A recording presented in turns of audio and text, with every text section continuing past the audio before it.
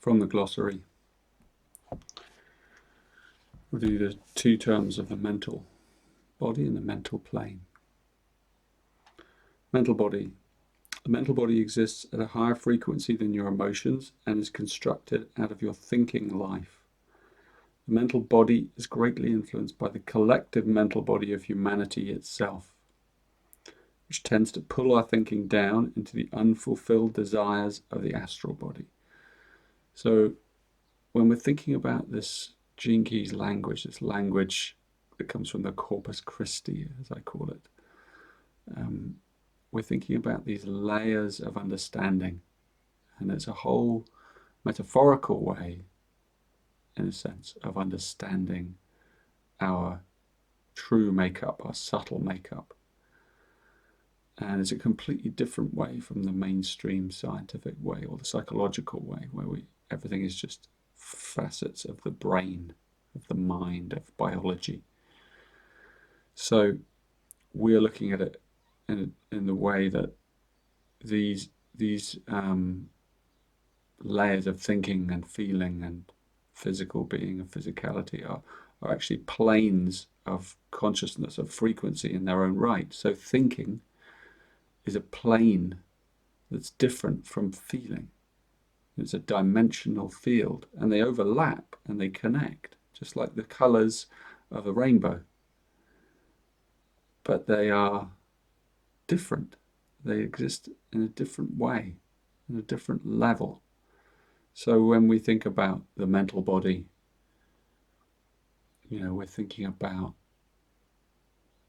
the way we think draws in thought patterns. It's a completely new way of looking at the brain, of looking at the mind. The mind is not something local to our body. The mind is everywhere and everything. The mind stuff of the universe is everything is mind, right? So this is where you start from. You start from that place. Everything is mind. Everything is thought. Everything around us is a thought. Everything is part of that rippling field. Then our thoughts are connecting us to layers and levels within the cosmos.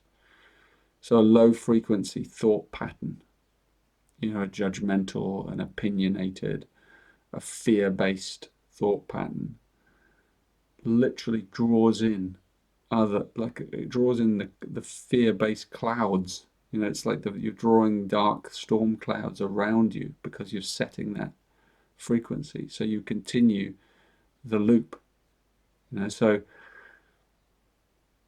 I read recently about a book. A man had written a very kind of high-level intellectual has written this book about the versions of atheism. And it's like when you have a deep kind of opinion at some level, and that opinion is rooted in, let's say, in that sense, selfishness, because what comes out of a deep atheism, if it's not rooted in humanity, is a kind of selfishness. Well, in that case, let's just do whatever we want. That's my thought life. I'll do whatever I want, regardless of the consequences. And I'm not saying that's what atheism is about, but that could be one version of it. Someone that isn't open to there being other ways of being, other realms, other dimensions. Someone that hasn't felt that, or maybe if they did feel it, they have gone into denial of it, and they just packaged it somewhere in the back of their consciousness as an aspect of idealism or some youthful kind of unrealistic thinking, that kind of thing. So what I'm saying is that there are these layers of the thought, of the planes of thought, of thinking, and depending on the collective thought patterns that you're tuning into, that's what you become. And it pulls our thinking down into the unfulfilled desires of the astral body. So this is the connection between the layers. As your thinking revolves around higher impulses, the mental body gradually disentangles itself from the astral body and takes on greater power. The mental body can also be used by the lower consciousness to repress the natural impulses of the astral. The astral is the emotion, which can also lead to problems in health at all levels. So the emotions kind of then become the foundation of the way we think. They developed earlier, in a sense, through our childhood. And the mental body develops in the third 7-year cycle, in our teenage cycle, from 14 to 21. So a low-frequency limiting mental paradigm sets up low-frequency emotional patterns within the astral body, whereas a high-frequency mental paradigm creates emotional clarity and freedom. That's really the point. We can go on talking about this and sound clever, and it needn't be confusing. It's just look at it as a rainbow, layers of the rainbow. So I call the rainbow body.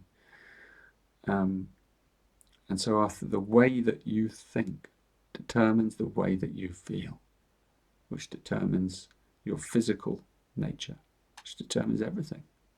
So thinking is so important. So if you think about higher things, if you contemplate higher impulses, if you read the words of wisdom that come from great teachers, words of love, if you imbue yourself mentally with all of that, then you begin to kind of reprogram the way you feel, and therefore the way your body works. It's so simple. Whereas if you get stuck in arguing or opinionated thinking or judgmental kind of closed circuit thinking, and you start to close your mind down to other options, and then you start to defend your viewpoint, you kind of isolate yourself on this kind of thought iceberg. You're stuck on that little iceberg, and you're missing what's beneath the surface. You're missing the connection to all beings and all things. This is what the mental plane is, the third of the 7 major planes of reality upon which human beings function. It's the frequency plane created and dominated by the energy of thought. On the mental plane, all thoughts and ideas have an independent life, but we either attract or we repel. Same as the astral body. You can look, this is part of the metaphor of the understanding of the Gene Keys language. The mental, we attract or repel thought beings, thought entities, thought forms. They coalesce around us. It's not so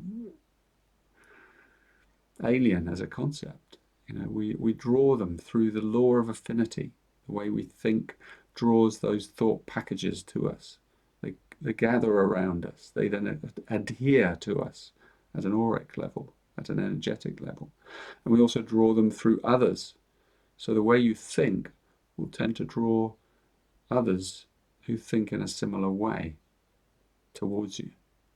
So as you open up your mind, as you kind of return to that incredible expansive mind you may have had as a teenager early on in your life, that really open kind of pregnant mind that could take in anything, that could sort of absorb any concept and just integrate it at some level, then you're opening back up to the realms of possibility, and you're opening up your astral body, you're opening up your feeling body as well.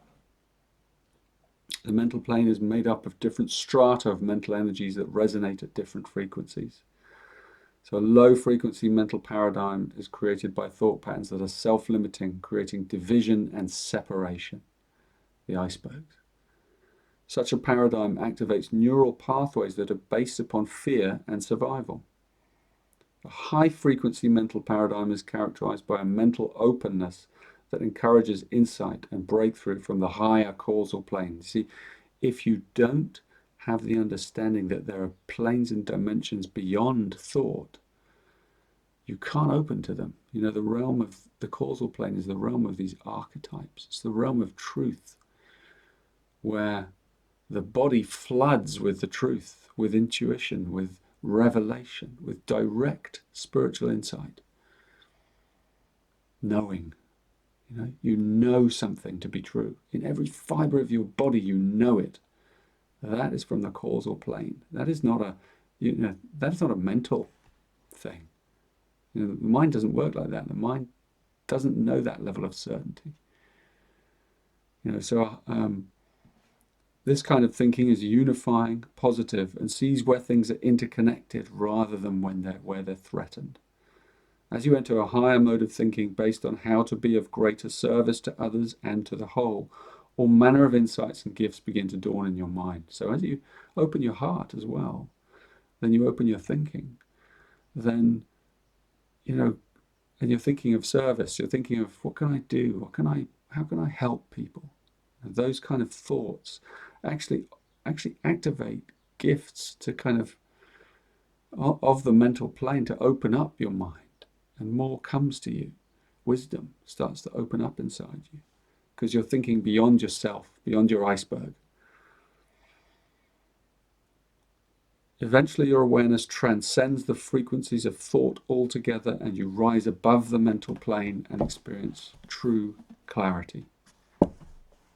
That's something to really consider, that there are states of mind that are beyond the mind. That truth, that real clarity comes when thinking ceases. Where you just come into the deep connection with that causal plane, with that causal light of consciousness. And that is where thought ceases and truth begins. And then wisdom begins to open up through your thinking, through your mind. And you're able to see those things beyond the left-right brain mind's comprehension. And you begin to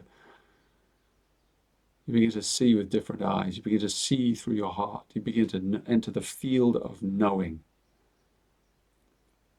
And this is in the pantheon of these subtle bodies that relates to the atmic plane and the atmic body, which is the higher mind. Where suddenly your mind becomes the universe's mind. It becomes the divine mind. And your thoughts are not even your thoughts. There is no you anymore. There's just this unity consciousness operating through your mind, and those thoughts are crystal clear. And they all have the same crystal clarity. Because they come not from the lower plane. They come direct from the plane of knowing. So contemplate these things. This is what contemplation is for, so that the mind can open and see more and intuit more and return to this wider field of consciousness that is our birthright.